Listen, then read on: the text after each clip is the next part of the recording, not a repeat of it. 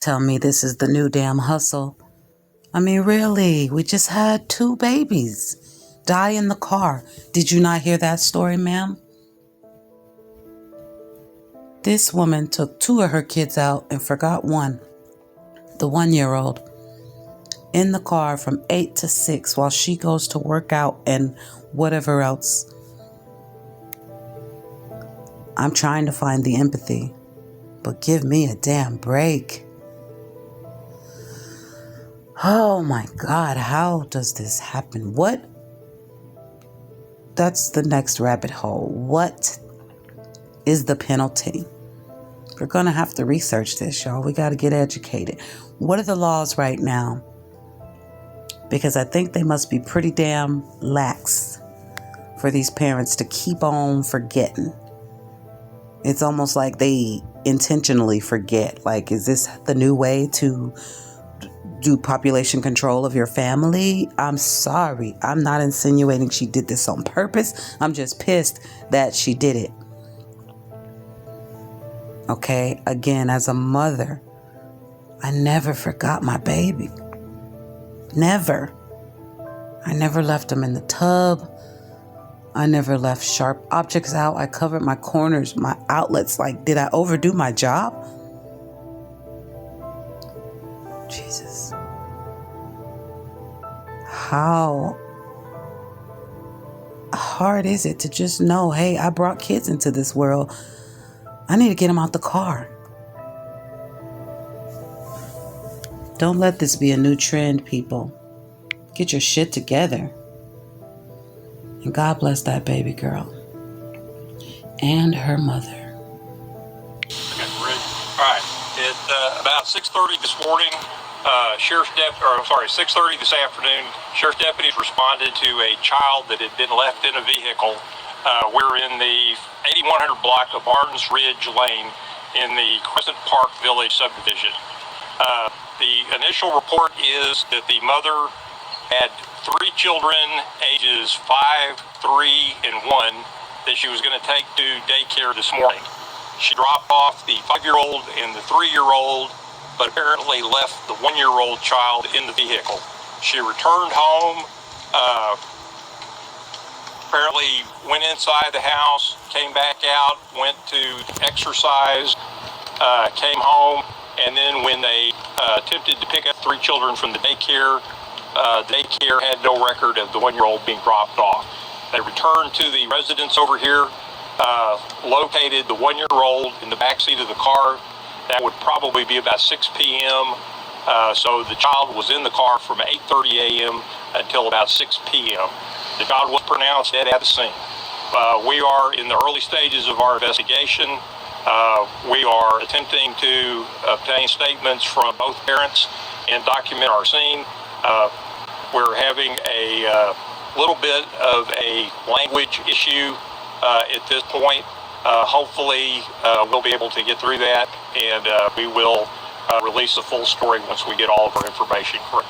So did Mom switch cars in the middle? It appears that she switched cars. Like I said, there were 3 children that were transported to the daycare. There's only 2 car seats in the car, and the child was found on the rear floorboard. So we're not real sure exactly what all the circumstances are. We haven't been able to interview Mom at length. The father is not being real cooperative with us at this point. And so, like I said, once we have a chance to talk to everybody, get all the facts straight, I saw the medical examiner's office just arrived here on the scene. We'll sit there and present the case to the district attorney's office, see if they want this referred to the grand jury or if they're going to take direct charges. The baby was found where? The baby was found on the rear floorboard of the vehicle, and the car is parked in the street. Not even in the car. So the vehicle is this car here with the PKL listed? Yes.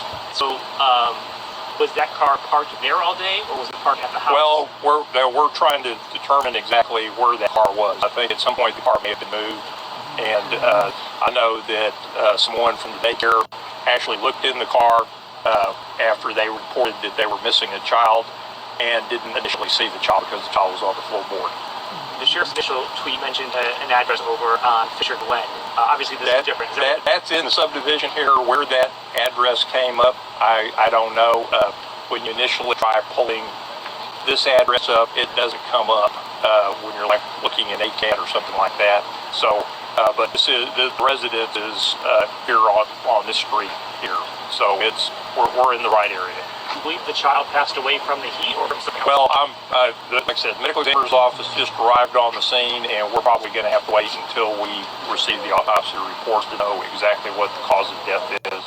But I understand it was mid to upper 90s today. It was sunny, and so that would probably put you in 120 degree plus temperature inside the car.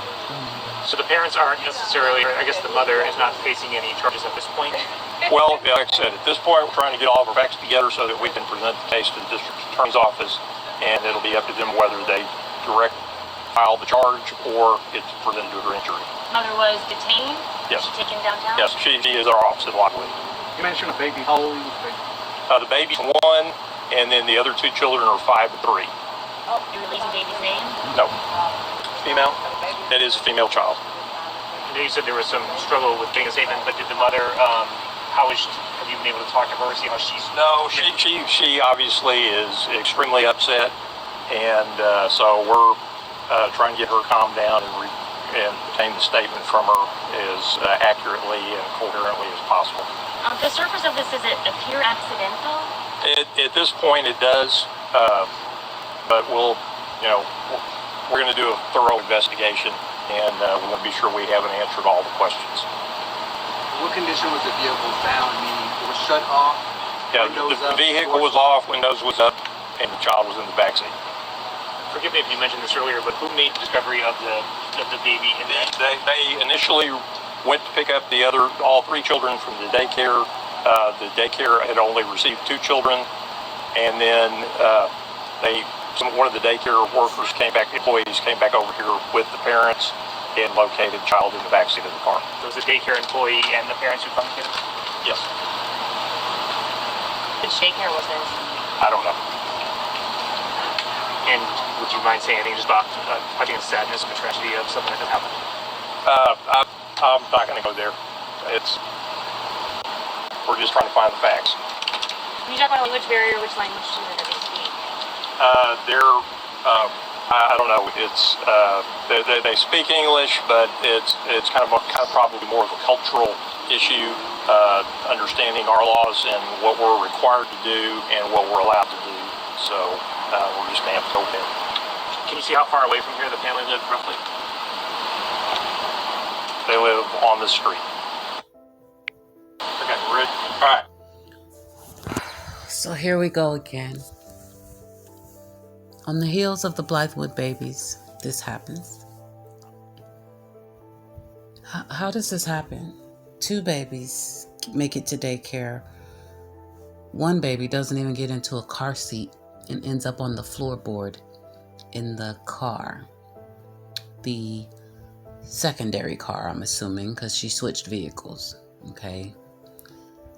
She switches vehicles.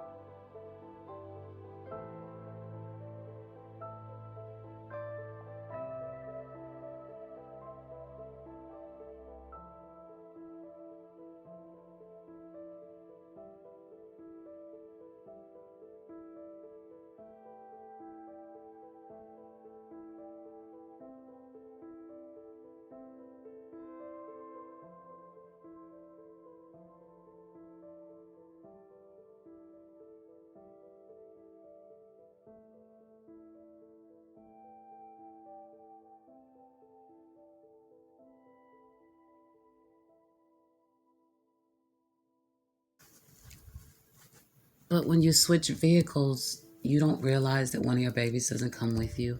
How did the baby end up on the floorboard in the back of the car? What in the hell is going on, y'all? Now there's a language barrier, so we've got to wait for the details. But come on. Get it together. Oh my God. I can't make it make sense. I'm trying so hard. I'll see you guys in the comments.